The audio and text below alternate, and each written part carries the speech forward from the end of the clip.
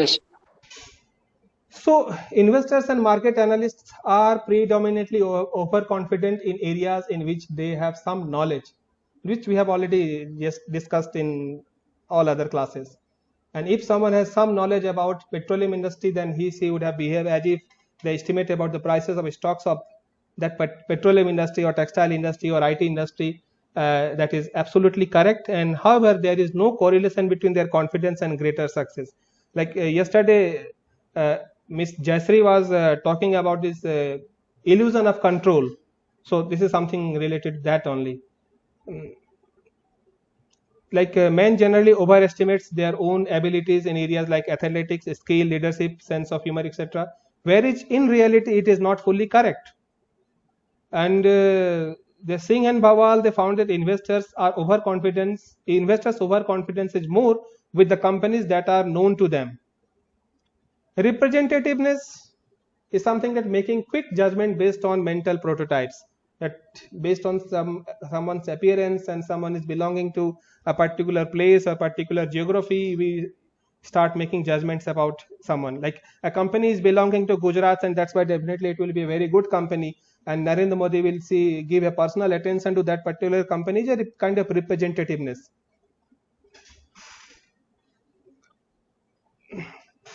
One example that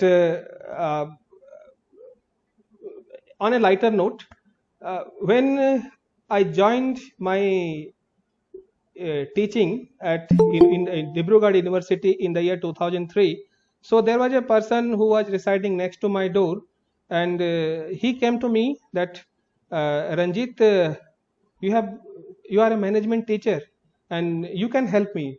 I said, yes, tell me, how can I help you? Then he said that actually I am not able to manage my marriage, and you are a professor of management discipline, so definitely you can do something so that I can manage my marriage. I said, let's see, I'm a teacher of business management. I do not know anything about marriage. Even I'm not married. So how can I tell you something? How can you suggest something so that you can handle your marriage or you can manage your marital life? So he has not listened to me. Next day again he came. After a few months again he came, and he kept on coming, and he kept on coming and disturbing me. After some time, actually I was also engaged, and I also had the curiosity that okay, let me see something what actually he is trying to say, because after a few months I'm also going to get married. So let me discuss with him. So I told him, okay, you come tomorrow, and what do you want to discuss? So he said that I have some literature related to marriage and related to marriage life, so but I'm not able to understand that. So I told, okay, you bring it tomorrow. So I have given him a time, and he came to my place. And when actually he has given me the book, I told the book was actually this, uh, Freedom at Midnight. So I told him this is a book written on Indian freedom moment. This is not related to the marriage, but something that freedom at midnight he has he thought that something it is related to the marriage, and he was trying to read this book, and he was not able to understand what is there in this book, and he was not able to correlate with his married life. So this is also one kind of representativeness that people have, that with particular terms something they try to associate some other incidents and some other consequences. So it is tendency of the people to see this representativeness, see order in things or situation, but the fact is that that order does not exist.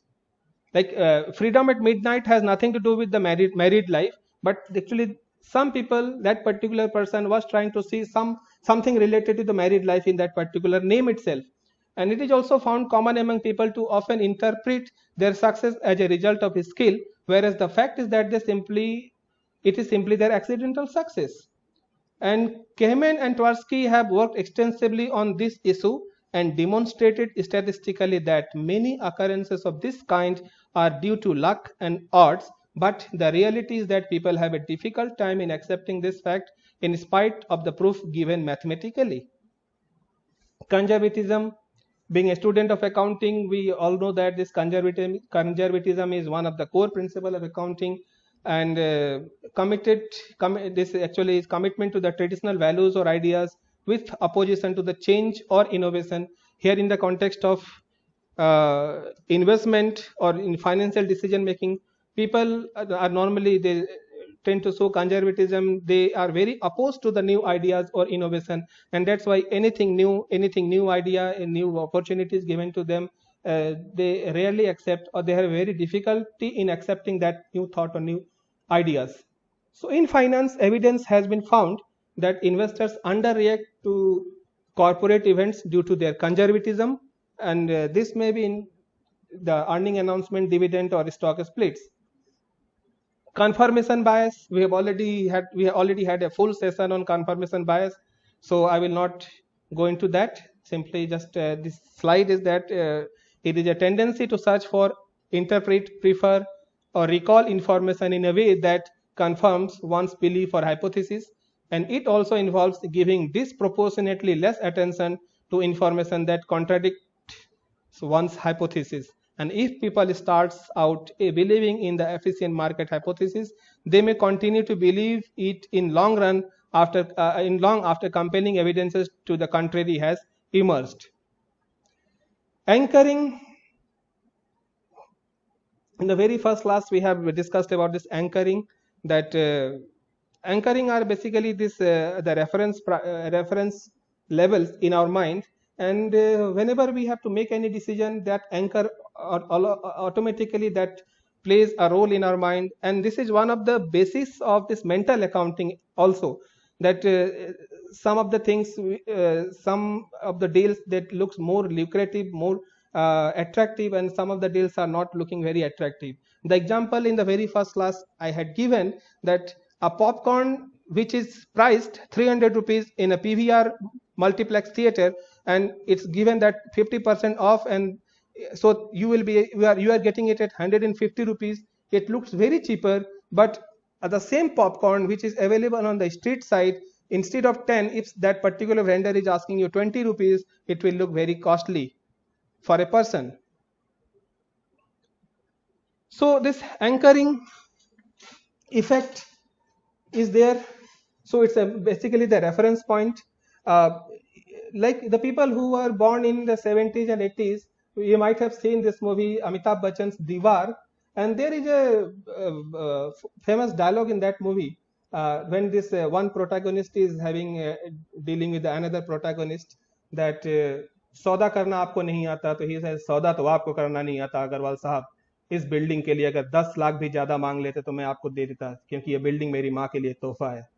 So because for the Agarwal Sahab, anchoring reference point was that it is a certain he was happy that he is able to get 2 lakhs more prices from Vijay, and Vijay was happy that he has got the same building at 10 lakhs or 20 lakhs cheaper than his expected price. So anchoring does play in this field also. Memory bias, it's our memory has certain limitations, so it either enhances or impairs the recall of a memory or alters the contents of a reported memory. People often search their memories for relevant information. Our memory is a storehouse of thousands and lakhs of informations, but at a time we are able to search or recall only some of the informations which we think very relevant, and rest of the informations we just keep it at our subconscious level or unconscious level, and it will not be retrieved until unless some external stimuli is given. So since all memories are equally retrievable, this leads to the biases. This is on memory biases. This photograph, I think each one of us have seen this, that he used to forget everything, but that's why in order to retrieve his memory, he has written something on his body. This is a movie I think each one of us have seen. Most of us have seen. If someone have not seen, we can see it just to. It's a good movie. Next are the preferences. Next means sub-element of our psychology is the preferences. Now, what is preference? A greater liking for one alternative over another or others. So this is preference. I prefer tea to coffee. I prefer X product to Y product. So these preferences are there. Now, these preferences leads to the ultimate two theories are there. One is the prospect theory and another is the ambiguity aversion. These are the two basic the elements of preferences, why we prefer something to other. So prospect theory, we have already understood that why a certain things is being more preferred by us is because of its framing in the context of loss or gains. So people place different weights on gains and losses, and they also assigns different ranges of probability for gains and losses. They are much distressed by the prospective losses, then they are happy by the equivalent gains. And it was also observed in the same study that responses to the equivalent situations will be different, and it will be depending on whether it is presented in the context of gains and loss.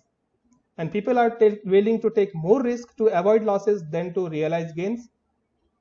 These are the things we have already discussed 2-3 times in the class. And faced with sure gain, most investors are risk averse, but faced with sure loss, most investors become risk takers. So this is how our preferences are governed by the prospect theory, whether it is the things, the offerings are presented to us in the context of gains, or they are presented to us in the context of losses. So that will decide our preferences. Like yesterday Jasri was saying that you invest in this particular avenues, you invest in this particular investment, this will give you a return of 20%, and if you invest in this particular investment, you will not be facing any loss. So these are the two things. The same thing can be presented in two different ways, and the behavior of the people can be modified, or we can have a desired action from our respondent or the behavior accordingly. Next part is the ambiguity aversion. Why do people prefer to one thing over the other? So the concept of ambiguity aversion states that the subjective or the vague uncertainty is disliked more by the people than objective uncertainty. So ultimately this building blocks of behavioral finance is there. So market efficiency followed by this fundamental risk, noise trader risk, implementation cost, and model risk uh, have impact on our limits to arbitrage. And in psychology, we have two things, that is belief and preferences. And overconfidence, optimism, and wishful thinking, representativeness, conservatism, confirmation bias, anchoring, and memory bias will frame our belief, and prospect theory and ambiguity aversion will frame the preferences, and both of them have an impact on the psychology. And ultimately this limits to arbitrage and psychology are the two building blocks of behavioral finance.